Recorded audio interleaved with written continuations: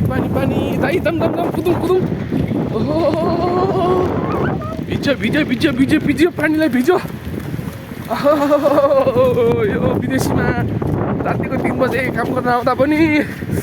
पानीले खुट्टुक्कै भिजायो ल गाइजहरू विदेशी जिन्दगी रात भन्न नि पाइँदैन दिन भन्न नि पाइँदैन पानी पनि भन्न पाइँदैन झरी पनि भन्न पाइँदैन यसरी पानीले भिजेर पैसा कमाउन सजिलो छ हौ पानीमा भिजेपछि पैसा आइहाल्छ है त गाइज ल रातिको 3 बजेको छ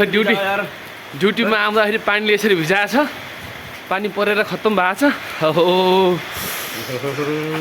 पैसा त्यसै आउँछ केटा हो पानीमा भिजेपछि बल्ल पैसा आउँछ